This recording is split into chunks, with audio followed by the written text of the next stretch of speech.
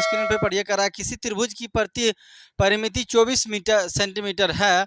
यदि भुजाओं की लंबाई समांतर श्रेणी में है तो एवं उस में हो एवं सबसे बड़ी भुजा सबसे छोटी भुजा से 6 सेंटीमीटर अधिक हो तो त्रिभुज की प्रत्येक भुजा की लंबाई ज्ञात करें।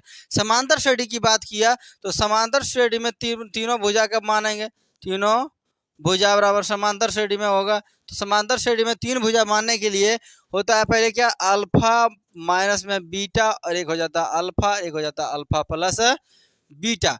ये समांतर श्रेणी में मानने का रूल होता है तीन पद के लिए। अब इसमें बोला तीनों त्रिभुज की परिमिति बराबर 24 है तो तीन भुज की परिमिति बराबर क्या होता है? तीनों भुजाओं का योग हो जाता है।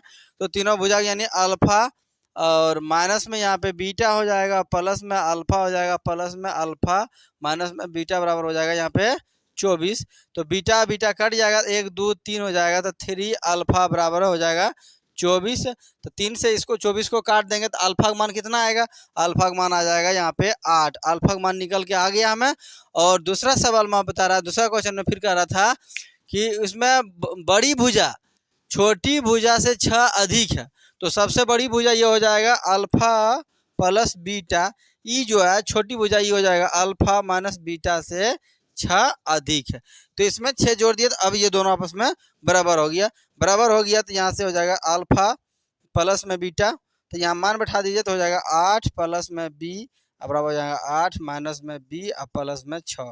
तो यहाँ से हल करेंगे, सबको इधर उठा के ले आएंगे तो हो जाएगा 8 प्लस में बी और माइनस में 8 प्लस में बी और माइनस में 6 को यहीं रहने दीजिए बराबर में 6। तो ये 8 और 8 कट गया, बी का मान हो गया 2b और बराबर हो गया यहाँ पे 6। तो 2 से काट देंगे तो बीटा का मान हो गया यहाँ पे 3।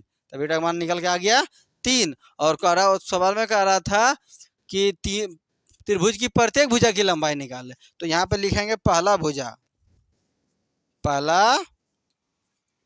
हो जाएगा क्या? पहला भुजा हो जाएगा अल्फा माइनस में बीटा, तो अल्फा का मान 8 माइनस में बीटा का मान हो जाएगा 3। तो बराबर कितना निकल के आया? 5 सेंटीमीटर। सेंटीमीटर में दिया हुआ है 5 सेंटीमीटर हो जाएगा। दूसरा भुजा मान निकलना है तो दूसरा भुजा क्या हो जाएगा? उसी तरह दूसरा भुजा सिर्फ अल्फा था, अल्फा, तो अल्फा का मान हो जाएगा कितना? 8 सेंटीमीटर हो जाएगा। और तीसरी भुजा की बात किया था, तीसरा भुजा की बात किया तो तीसरा भुजा कितना हो जाएगा? अल्फा प्लस में बीटा, तो अल्फा का मान हो गया 8 प्लस में बीटा का मान हो गया 3, तो 8 3 11 हो गया। ये समांतर श्रेणी में है या नहीं है उसको चेक करने के लिए इससे देखिए, यहाँ से यहाँ कितना बढ़ रहा है? 3 3, यहाँ से बढ़ रहा 3। ये समांतर श्रेणी में बिल्कुल है।